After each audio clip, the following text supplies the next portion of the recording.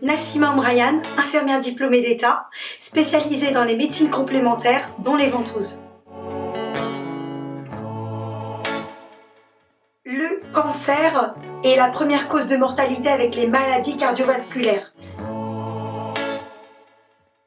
Le cancer est dû à bon nombre de problèmes, dont des facteurs génétiques, intrinsèquement, des facteurs environnementaux, la pollution, le stress, les perturbateurs endocriniens, notre mode d'alimentation et plus particulièrement chez les femmes, les contraceptifs sont aussi une raison à ces cancers féminins. Il faut dire qu'une femme sur 8 aura au cours de sa vie un cancer et que tous les ans, nous comptabilisons 42 000 cas en plus de cancer du sein. Donc il y a différents moyens de soigner le cancer.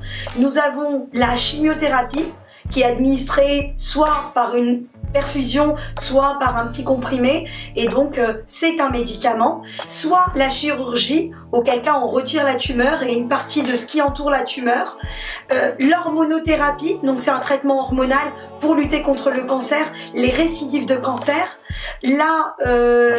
l'immunothérapie, c'est quelque chose d'assez nouveau, on va booster l'immunité, les défenses immunitaires de la personne, pouvoir lutter contre le cancer, et la radiothérapie, là on va aller cibler la tumeur et la brûler et la faire mourir. Vous avez aussi en plus la possibilité d'ajouter des médecines non conventionnelles, dont la médecine traditionnelle chinoise, comme l'acupuncture, les ventouses. Vous pouvez aussi utiliser des massages pour aller détoxifier pendant ces périodes de traitement assez lourds. Vous avez aussi la possibilité d'utiliser d'autres techniques de soins non conventionnels, comme la médecine indienne, l'Ayurveda. Donc pour éviter le cancer, il y a plein de moyens naturels. Comme Hippocrate nous dit, votre aliment est votre médicament. Donc alimentons-nous d'une manière saine. Il y a des préventions, des campagnes autour des 5 fruits et légumes par jour. Je ramènerai même plus une réflexion sur les fruits et légumes de saison, peu cuits ou crus de préférence, pour apporter tous les oligo-éléments, les vitamines et les enzymes.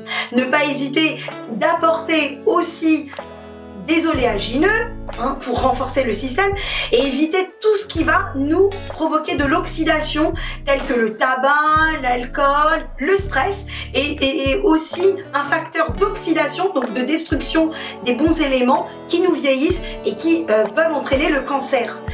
Il y a aussi donc la cuisson des aliments, éviter le micro-ondes, c'est quand même pas très naturel, de la cuisson à basse température ou au wok ou à la vapeur pour vraiment garder et préserver les aliments, leurs bienfaits. Éviter le sucre blanc, le sucre raffiné qui lui va être directement stocké. Donc évitez le surpoids et faites du sport, de l'activité pour vous renforcer et vous détoxifier.